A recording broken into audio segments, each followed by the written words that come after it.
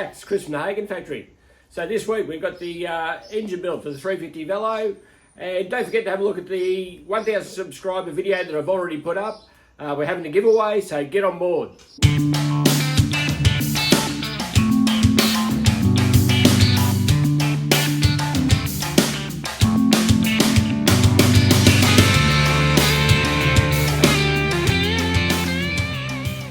Righto, we're going to have a bit of a recap on the Velo cases, so we'll check out the damaged one again, and we've got another one here that's going to replace it, so let's have a look. Okay, yeah, this is Ian McLeod's timing side case, which has had a few dodgy repairs on it, and also in here there's a gadget called a suction filter, which looks like this. That traps any big items that might come into the bottom of the crankcase. Yep. I have found half a piston circlip in there, in one of these. Yep. Okay, so, and that's what was in there. So it didn't have the suction filter in there either. So just slow down a bit, just give us a look at that one. it's just a brass plug. Yeah, so it's just got a plug in there, yep. Just a brass plug in the hole, so yeah, so that's not so good. And yeah, I'd say the thread in there's been stripped as well, so they've put a little union in there, but that's all right. You see that a bit because those threads, people over tighten them, and that's what happens. Somebody's had a bit of a go to it levering the oil pump out, and it also has a crack in the oil pump housing there. Yeah, right. Which is pretty. Yeah. Yep. Those cracks in the oil pump housing are not uncommon because people try and put them in cold and they'll whack them in with a hammer. And split the case. Split the case, but if you warm it up, you'll never do it. You've got to get them pretty hot. Okay, now, I don't know whether you remember, but this spindle was too long. Well, I think I found another one in my spare part stock, the correct one. So that'll be all right. And this spindle here that's loose, I've actually popped it out and I've tried it in the new crankcases. It's a pretty good fit. So that'll be going into the new cases. And it's been welded up here as well. It's been welded up there as well, yeah. So we'll have a look at that because it looks actually, they filled up the groove there, didn't they? Yeah, they did. The recess there. Yeah, they filled up a little recess for the wave washer. But yeah, other than that. Righto, let's have a look at the other one. Righto, now this is the other one. This is the replacement one. I went through a few coats. This one's had a little bit of weld on it there, but it's a pretty good job.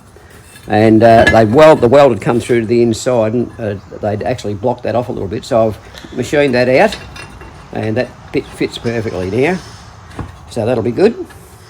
Now this is quite a good case because it's got no stripped threads at all. Yeah, that's I've great. had a really good look. There's a little tiny crack there, but somebody's put a nice little sleeve in that and it's been done properly, so that'll be fine. But yeah, no, all the threads are there. And if let's hold on the angle so we can see that recess up there. Yep, you're able to see the recess for the washer. Can you see that? Yeah, we can see that clearly. Yeah, well, that's how it should be. Yeah, with the other one's filled up solid. Filled up with solid weld. Yep. Yeah. Everything else about this is pretty good. I'll salvage the magneto studs and everything out of this one, and I'll pop them in there.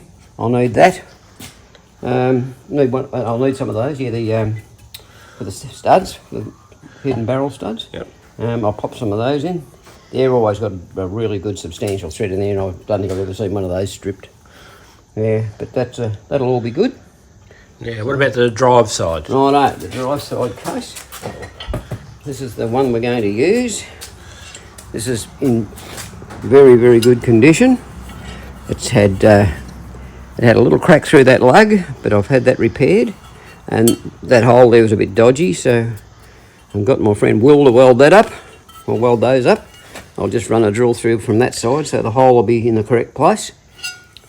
Have we got no wear marks on the inside? No, look, it's really good. I'll put a new little drain plug in the bottom, but yeah, no, this is good.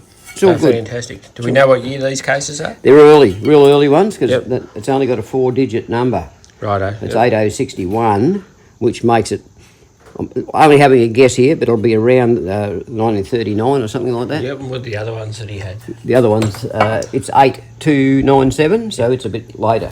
Yeah, righto. Yep. Not a lot, but a bit later. Excellent. But these are quite early. Yeah. Oh, fantastic. Yep. So righto. So now we've got a good set of cases. Got a decent crank. Got a really good crank. Bearings. We've got bearings. Yep. We've got a set of bearings. I've dug around through all my stock and I found a good set of bearings.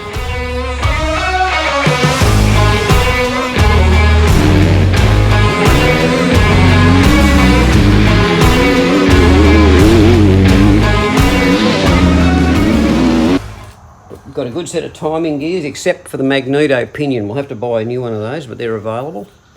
About $90, I believe. Yep. Haven't bought one for a while. But yeah, other than that, we're all good. Excellent. So it's moving forward. Yeah, we've got push rods and I haven't measured up those cams yet. I'll have to measure up those cams and just see what they are exactly. See what sort of lifting that they've got. Yeah, because they weren't numbered, were they? No, they're not numbered. And if they're not what they should be, I have other cams. So Yep. we can pop another set of cams in it. Yep. All the push rods the same in those? Push rods are the same. Yeah. Push rods are all the same.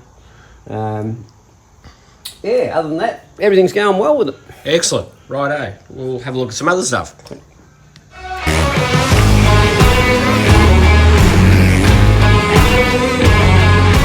Mac Velocette. You would have saw in the last video a lot of the issues that it had. So what I've done is I've changed the crankcases totally. These are a new set of cases. And I've fitted the new spindle for the cams, the spindle for the cam followers, and the spindle for the intermediate gear. You may remember that was too long, so I've found a shorter model. Right length, yep. And blasted the cases. And give the cases a bit of a blast. And I've fixed up the inlet and the outlet for the oil. That's the inlet side. And the return line from there, goes from there. Now, what was needed here was the cam plate. This is the cam plate as compared to the highly modified one that was in it. Yeah, so that was the other one was bored out at the bottom. There was wasn't it? a great big horrible looking hole in there. So this has to fit in here like so.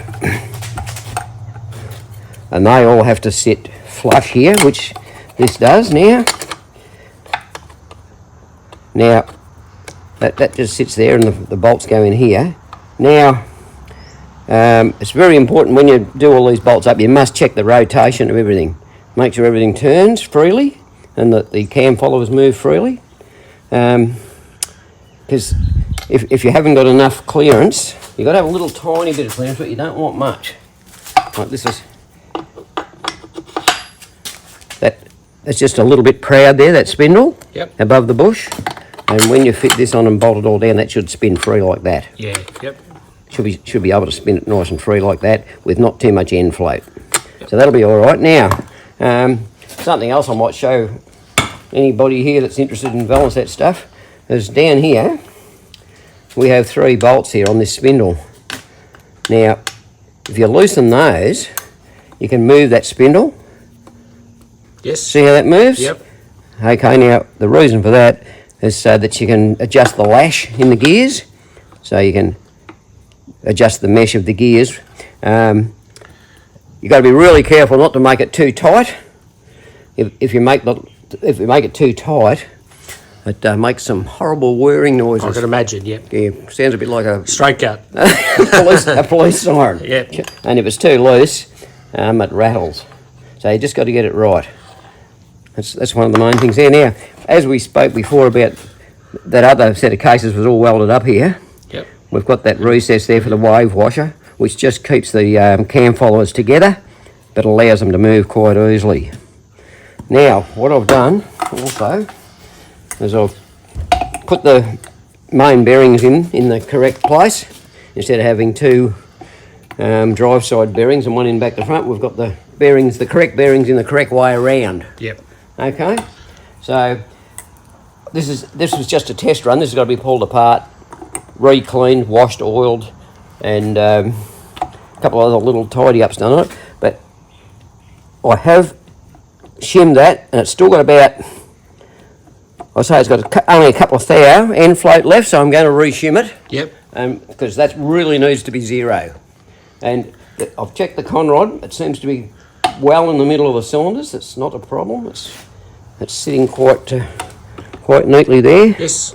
In the middle of the cylinders. Sometimes they get off to one side a bit, and if you don't shim it evenly each side, and of course that pulls the piston one way or the other, and the conrod runs really close to the flywheels, in between the flywheels, and I've actually seen them where they've rubbed on the conrod. The flywheels rubbed on the conrod because it's been shimmed too far to one side. That makes sense. Yep. Got all that? Yep. So that's about where we're up to at the moment. So in the next day or so, maybe even today, I might just pop this apart again, which won't be difficult, and I might make up a couple of shims. I've got a heap of shim of all different thicknesses. I'll make up a couple of really thin shims and I'll put them in and I'll try it again. But I think if I put some really thin material in there, it'll be really good. That'll be spot on. Yeah, fantastic. And Ian will have a really good bottom end for his motor. Yeah, I'm sure Ian will like this video, especially after the last one. So yeah, well, it was all doom and gloom, wasn't it, last time? It was, but yeah. And from the ashes. Just another thing here too that might be of interest to some people. In there, in that hole there, which runs on an angle down the oil pump, the factory screwed in there was a spring and a ball on the top, and then a little, like a little sleeve, threaded sleeve that screwed in to hold it together. And that was an attempt to stop the thing wet sumping. Didn't really work that well, and restricted a little bit of oil flow. Okay. So what I usually do is I don't put that in. All my own bikes haven't got that in. Okay. I'll just leave that out because it leaves a nice clear oil passage, and you're better off without the thing in a lot of cases. And if you're racing it, you can have a tap in the oil line, but which can be dangerous, but you've just got to remember to turn it on. You need to write a little note and pin it to the handlebars and say, turn oil on. But I think that's the best way to go there. And there's another. So did Ian's have that ball in there on the other cases? Yeah, I think it did. Yep. Yep. I'd have to check that. Yeah. Yeah. You better check that so we can let him know. Yeah, righto. In here, can you see in the back there? There's two little holes. Yes. Now, that's to put a bit of oil onto the back of the skirt of the piston. Yes. Now, it's done through here. There's a hollow bolt in there with another hole drilled sideways in it, and oil pumps into here. But another thing, I don't usually install that either. It's another thing I don't put in. Okay. And I've never ever had any trouble because of it. But because this is a die-cut piston, I will reinstall that on this motor. Yeah, okay. Okay? Because of the expansion on that Yeah, piston. and that little bit of oil onto the back of the piston might just be enough to save it, you know, if it does get a bit warm. So that's what I'll be doing. Excellent. I'll put that back in. Other than that, I'm very, very happy with the way this has come up. I've put the magneto studs in. I've tapped all the threads. All the threads all around here are all re-tapped. Ran the tap through every thread. Yeah, and all it needs now, as I say, is a couple of shims, wash everything out, and I can assemble a bottom half. So, fantastic. Well, we'll come back next week. Yeah, that'll be for a bit of an update. We'll just keep doing updates until it's done. Yep, but that's well on the way. Fantastic. Righto, same as every other week. If you like what you're watching, like, subscribe, tell your friends, tell everyone. Let's bring Hagon's back. Don't forget to watch the 1,000 subscriber giveaway video, which I've already put up. Thanks.